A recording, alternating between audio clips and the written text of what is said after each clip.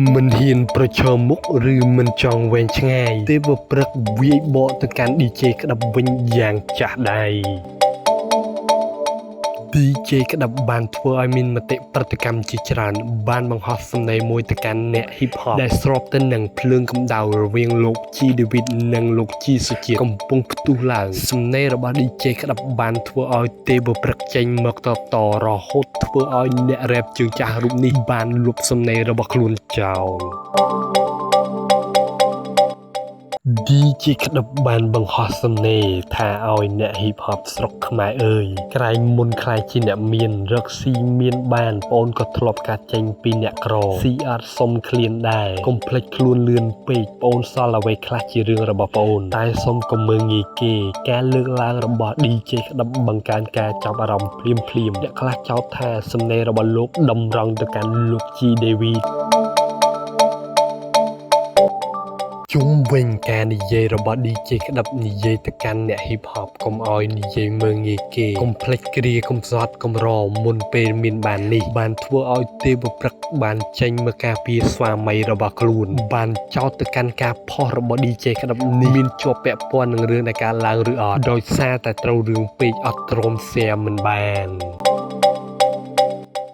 ម្ចាស់បទទេវរាជថារូបនាងនឹង G David សាច់កម្មណាស់នៅសុកត្រូវគេឌៀមដាមបង្កើតសាច់រឿងឲ្យខុសទម្រាំមានថ្ងៃនេះត្រូវគេលាបពណ៌ច្រើនណាស់គេលាបពណ៌សពគ្រប់ត្រូវគេមើងងាយដល់ពេលទទួលបានលទ្ធផលកាត់ចេញពីការខំប្រឹងបង្ហាញទៅកាន់ fan គេថាអ៊ូតទេវព្រឹកថាទម្រាំគេដឹងចរិតខ្លួននឹងជាដេវៈលាបពណ៌ចាក់លែងដោយសារទង្វើនៃការខំប្រឹងរបស់ពួកគេតារាចម្រៀងរូបនេះបានសង្កត់ធ្ងន់ថាអ្នកមានមិនដែលភ្លេចគ្រាក្រនោះទេមានតែមនុស្សជន់គេមើងងាយតែភ្លេចថាខ្លួនធ្វើអ្វីខ្លះពេលឃើញគេឡើងខ្ពស់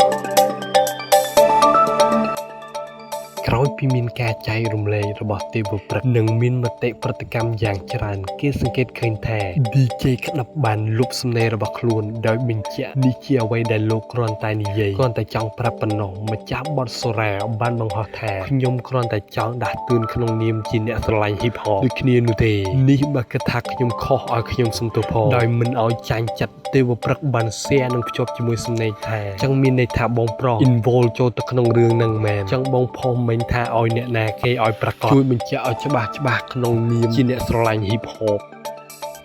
បើទោះបីជាយ៉ាងណា DJ ក្តាប់មិនទាន់បានចេញឆ្លើយតបនោះទេដោយរាល់សំណេរដែលលោកបានបង្ហោះបានបាត់ចេញពីបណ្ដាញសង្គមរបស់លោកដោយមិនដឹងថាលោកមិនចង់មានរឿងវែងឆ្ងាយឬមិនចង់ឆ្លើយតបទៅនឹងទេវព្រឹកនោះឡើយ